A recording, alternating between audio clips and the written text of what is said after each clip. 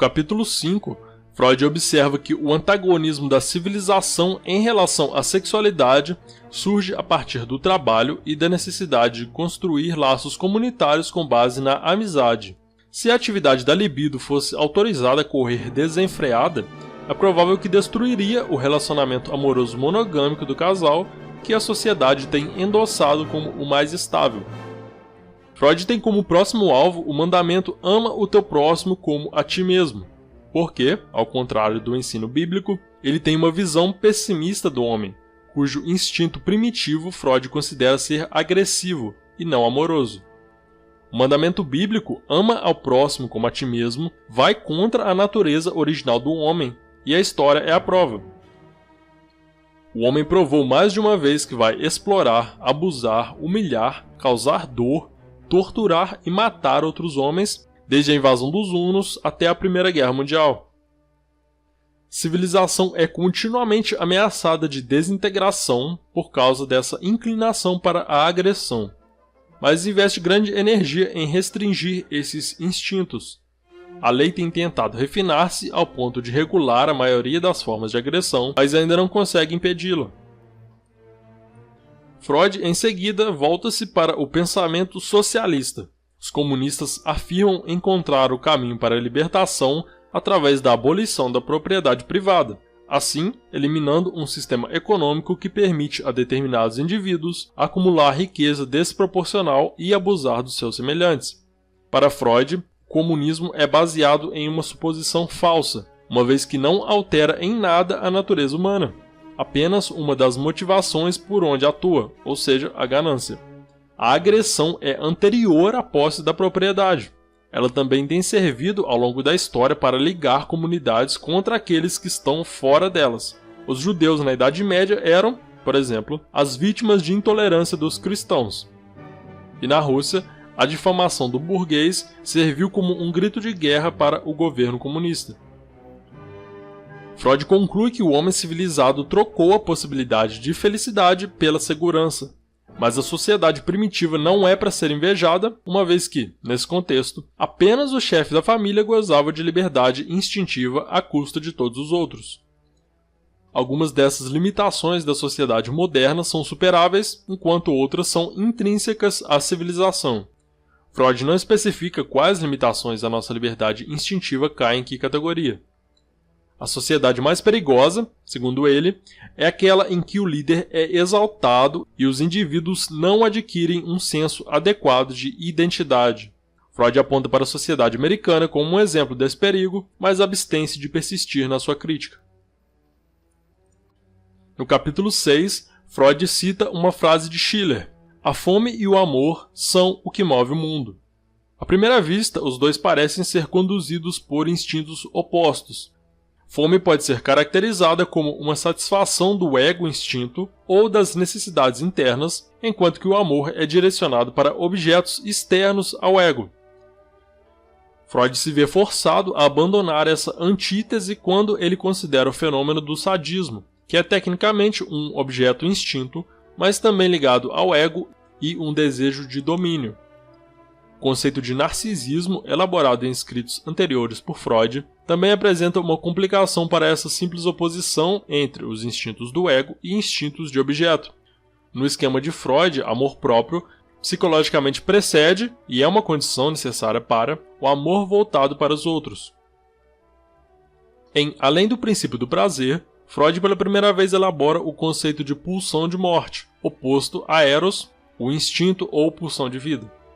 A comunidade psicanalítica achava essa tese altamente duvidosa, no entanto, diz Freud, sua existência agora parece inegável.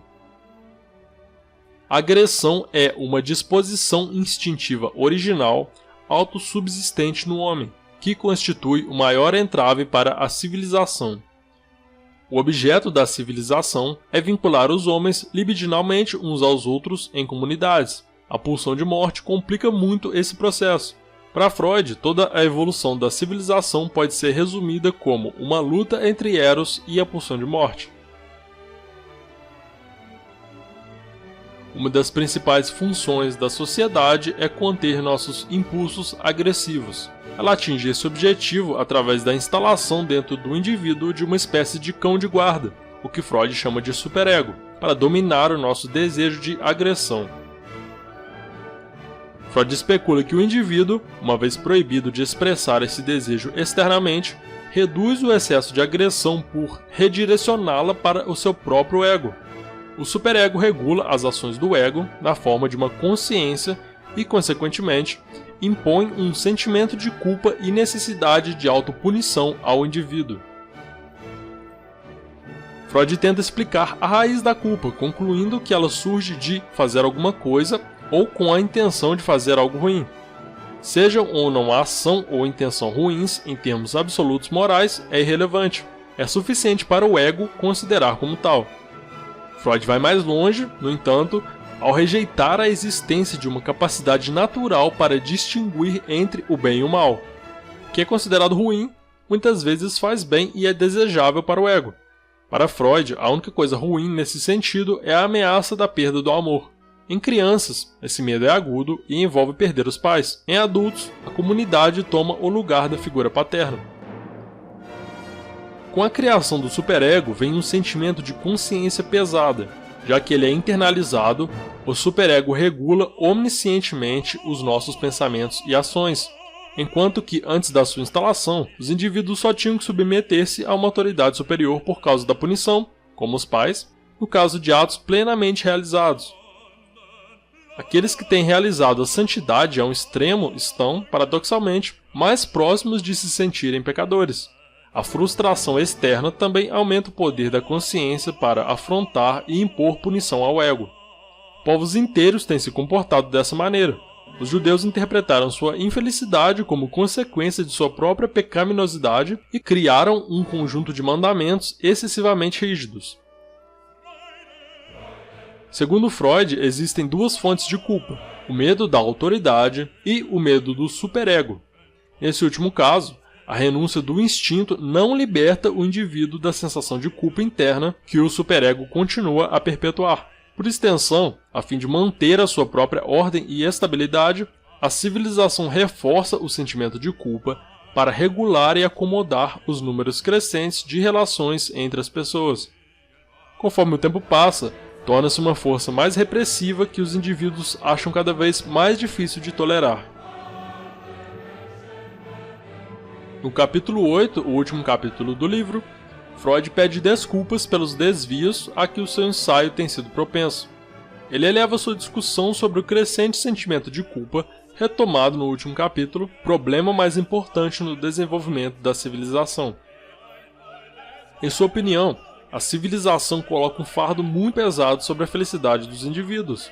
No caso dos neuróticos obsessivos, a culpa se faz ouvir ruidosamente dentro da consciência, mas muitas vezes opera de forma mais oculta. Freud classifica a culpa como uma forma particular de ansiedade. Em sua opinião clínica, a ansiedade está por trás de cada sintoma, consciente ou inconscientemente expresso. Enquanto o nível coletivo da ansiedade dentro da civilização tem aumentado, permanece em grande parte não diagnosticado e se manifesta como um mal-estar generalizado e vago a que as pessoas atribuem outras causas.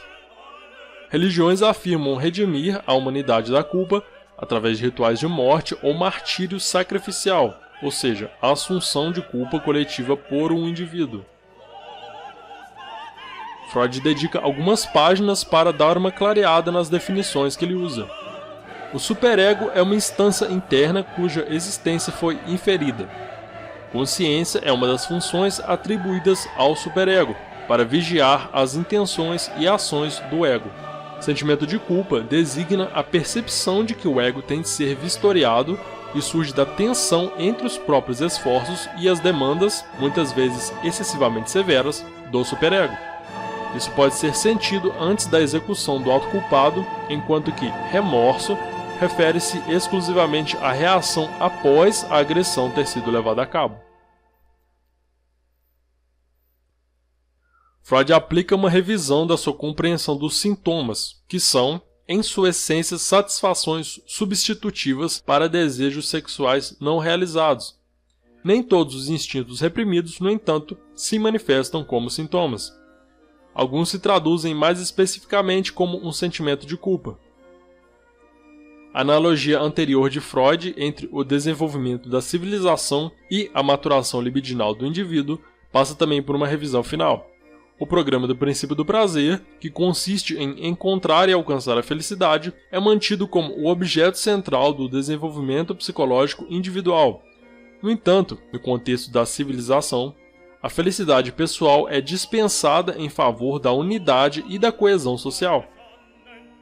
Ao aderir a uma comunidade maior, o indivíduo oscila entre os polos do egoísmo e altruísmo, entre o impulso para a felicidade pessoal e o impulso para a união. Essa luta é completamente interna, em função do fluxo e refluxo da libido, mas não deve ser confundida com a luta entre Eros e pulsão de morte, delineada em outros lugares no ensaio de Freud. Freud postula a existência de um superego cultural, formado por personalidades dos grandes líderes ou por figuras martirizadas que representam a humanidade oprimida, como Jesus Cristo. Na sociedade, o superego cultural opera sob o título de ética, cujo principal objetivo na visão de Freud é reinar no impulso constitucional dos homens de agir agressivamente em direção ao outro. O superego individual faz exigências que não podem ser realisticamente satisfeitas. Freud observa que o imperativo cultural para conter o comportamento agressivo pode, no final, causar maior infelicidade psicológica do que a agressão que foi evitada. Empurrando a analogia entre o indivíduo e a civilização ainda mais, Freud se pergunta se seria possível caracterizar algumas épocas da civilização como neuróticas. O problema é que os diagnósticos de neuroses são baseados em uma definição relativa da normalidade psicológica individual. Seria difícil aplicar a grupos inteiros, muito menos a segmentos da civilização. Ao final do livro, Freud enfatiza o instinto de agressão e autodestruição como o grande problema que enfrenta a civilização. E ele pergunta qual a força, o eterno Eros ou seu potente adversário, a pulsão de morte, que vai provar ser mais forte.